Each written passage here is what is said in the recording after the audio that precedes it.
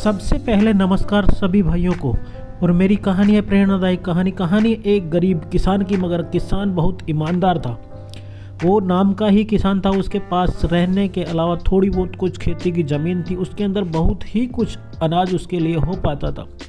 वह किसान काफ़ी चिंतित रहने लगा। उसके एक बेटी थी और किसान था।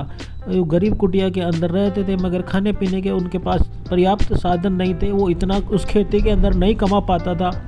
तो एक दिन काफ़ी परेशान हो गया और जब वह राजा के पास पहुंचा और राजा को अपनी सारी व्यथा सुनाई, तो राजा ने उसकी व्यथा को सुन के राजा ने बोला कि कोई दिक्कत नहीं, पास के ही एक खेत है, उसके अंदर जो भी आप फसल बो, उसका जो भी अनाज मिले उसको आप अपनी जीविका के अंदर खर्च कर सकते हो, कोई दिक्कत नहीं मुझे, और वहाँ पे आप अपना कमा खा सकते हो।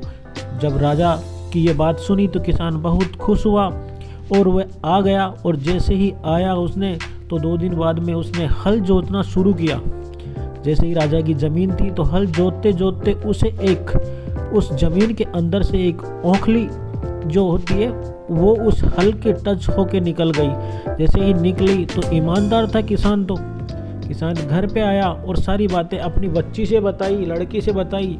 मगर लड़की ने बोला अपने पिता को कि पिताजी आप इस ओखली को राजा को मत बताइए और इसको अपन घर में ही रख लेते हैं, क्योंकि आप अगर राजा को ये बताओगे कि ये ओखली मुझे मिली है, तो राजा ये बोलेगा कि अब ये ओखली मिली है तो मूसल भी तुम्हारे पास ही होगा। इसीलिए वो लड़की बोली कि नहीं, आप इसे रहने दो यहीं पे। मगर किसान बहुत ईमानदार था। वो बोले नहीं, मैं ऐसा नहीं करूँगा, मैं ये ओखली है ना राजा को दूंगा।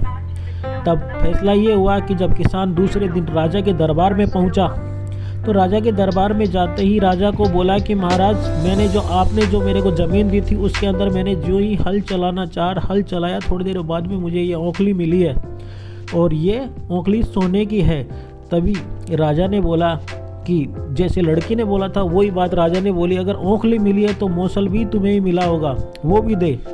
अब राजा की बात सुन के किसान बहुत चिंतित हो गया। सोचा कि जो लड़की ने बोला था वो बात बिल्कुल सत्य थी। अब किसान को बोला कि मुझे जब तक ये इसके साथ मौसल नहीं देगा तब तक मैं तुझे इस कारागृह के अंदर डाल के रखूँगा। ऐसा ही हुआ। 5-7 दिन बीत गए, किसान को कारागृह के अंदर डाल दिया गया। मगर किसान एक चीज़ बड़बड़ा रहा था।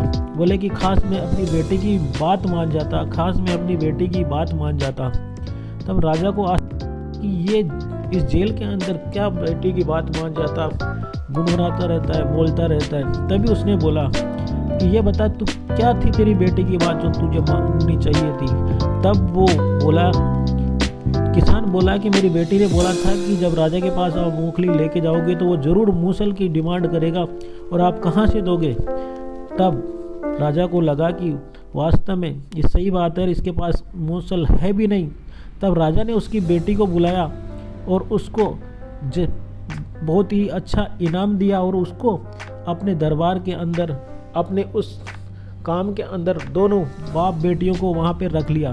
जी हाँ दोस्तों, कहते हैं ईमानदारी का फल बहुत अच्छा होता है। जिस हिसाब से किसान की ईमानदारी ने, उसको थोड़ी दिनों की सज़ा तो हुई मगर दोनों की लाइफ टाइम के लिए उनका काम हो गया। जी हाँ दोस्तों, मैं आपका भाई, आपका साथी एस कुमार। और कैसी लगी ये प्रेरणादायक कहानी, और मैं आगे भी लेके आऊँगा ऐसी ही प्रेरणादायक कहानियों के साथ। मेरा चैनल है S Kumar motivation videos. Please like कीजिए, शेयर कीजिए और सब्सक्राइब कीजिए। और आप भी कुछ कर दिखाइए ऐसा कि दुनिया भी करना चाहे आपके जैसा। तब तक के लिए जय हिंद, जय भारत, वंदे मातरम।